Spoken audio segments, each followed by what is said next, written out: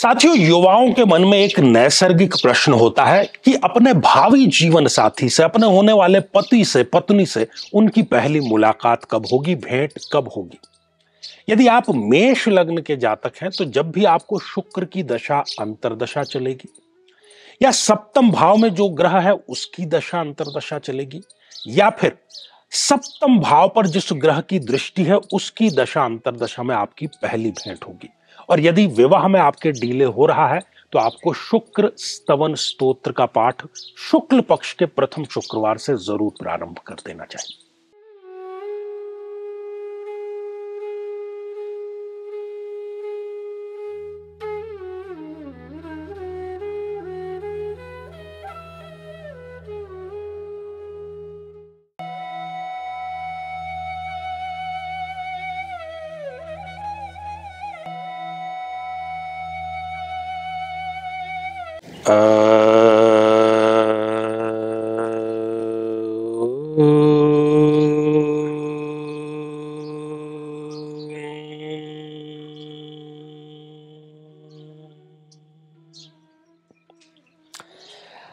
तो मेरे बहुत ही प्रिय और बेहद सम्मानित साथियों, हृदय की असीम गहराइयों से अभिनंदन, बहुत बहुत हार्दिक स्वागत।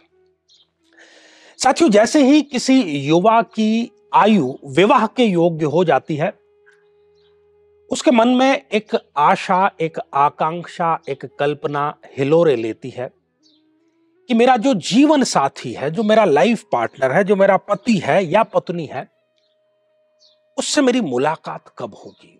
है तो वो इसी दुनिया में, कहीं ना कहीं तो है ही, तो उससे मेरी पहली मुलाकात कब होगी, ये बहुत बड़ा क्वेश्चन होता है। बड़ी उसको लालसा होती है ये जानने की, और ज्योतिष शास्त्र ही केवल हमें एकमात्र माध्यम के रूप में नजर आता है जिससे हम इस प्रश्न का सटीक उत्तर जान सकें।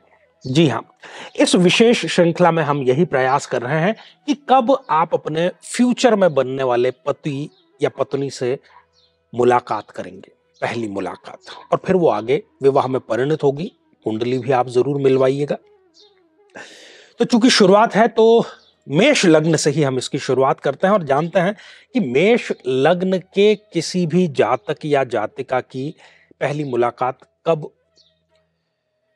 और क्या संभावना उसकी रहती है कि वो मुलाकात आगे चल करके विवाह में परिणत हो। तो एक चीज का आपको बस ज्ञान होना चाहिए, और वो ज्ञान है आपकी अभी दशा या अंतरदशा कौन सी चल रही है। बहुत कुछ इसमें रॉकेट साइंस नहीं है।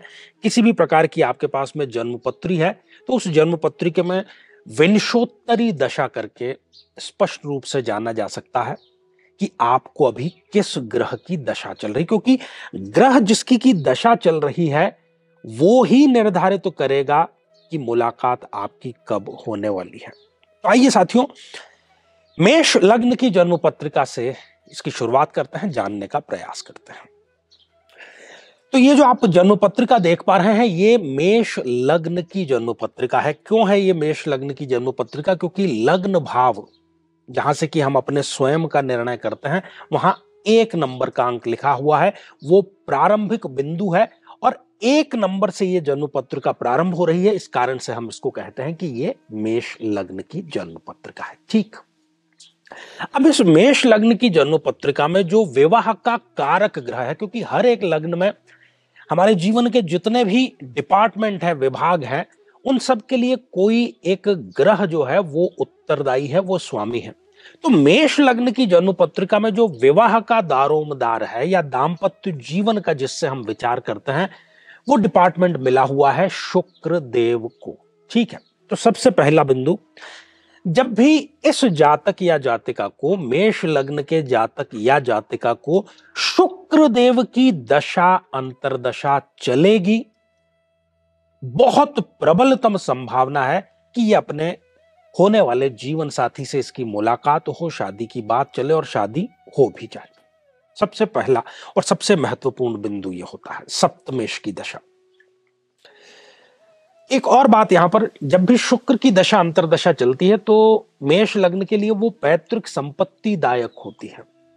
पैतृक संपत्ति कोई विवाद चल रहा हो तो वो विवाद सुलझ अवश्य जाता है और इनको इनके हिस्से का जो पैतृक संपत्ति है वो अवश्य ही मिल जाती है।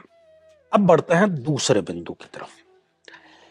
आप ध्यान से देखिए कि जहां पर आपको अभी 7 नंबर का अंक लिखा हुआ नजर आ रहा है, उस भाव से हम विवाह के और दाम्पत्य जीवन की चर्चा करते हैं।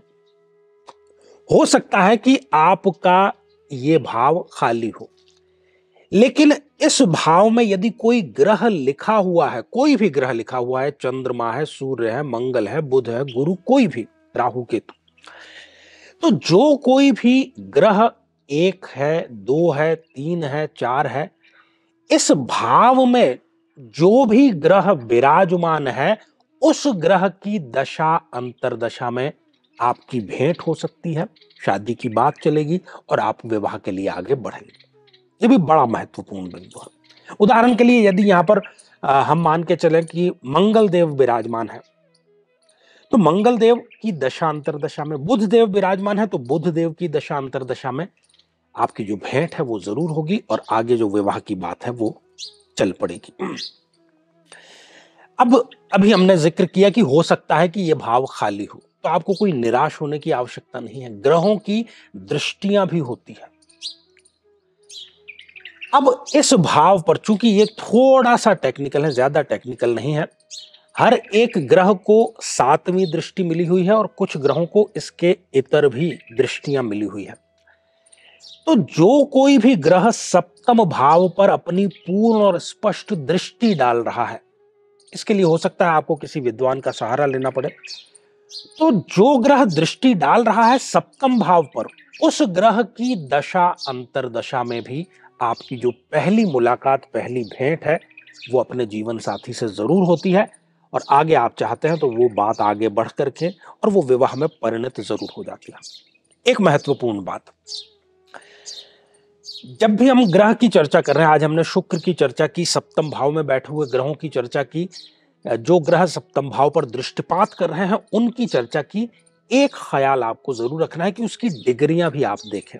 कहीं ऐसा तो नहीं कि वो जो डिग्री है वो 0 है या 28, 29 जैसी अंतिम डिग्री है, तब फिर ये किसी कार्य की डिग्री नहीं है, कोई इसके मायने नहीं रह जाता है।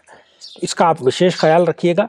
और यदि आप भी जानना चाहते हैं अपने लग्न से संबंधित कि कब आपका विवाह संपन्न होने वाला है, कब भावी जीवन साथी से आप टकराएंगे, भेंट करेंगे, मुलाकात करेंगे, तो ये श्रृंखला और खासतौर पर अपने लग्न से संबंधित जो एपिसोड है वो आपको जरूर जरूर और जरूर देखना चाहिए। एक और बात खास, क्योंकि इस जन्म पत्रिका में शुक्र देव सप्तमेश हैं, ऐश्वर्य वैभव के, तो वो नैसर्गिक कारक हैं ही। किसी भी कारण से यदि आपके विवाह में देरी हो रही है, मेष आपका लग्न है, तो आपको शुक्र स्तवन स्तोत्र इसका पाठ जरूर प्रारंभ कर देना चाहिए शुक्ल पक्ष के प्रथम शुक्रवार से। तो जल्द ही आपको विवाह संबंधी खुशखबरी भी जरूर मिलेगी। तो साथियों, आज के लिए केवल इतना ही और इसी मंगल कामना के साथ में कि आप सभी स्वस्थ, समृद्ध और शांतिपूर्वक जीवन व्यतीत करें। नमस्कार।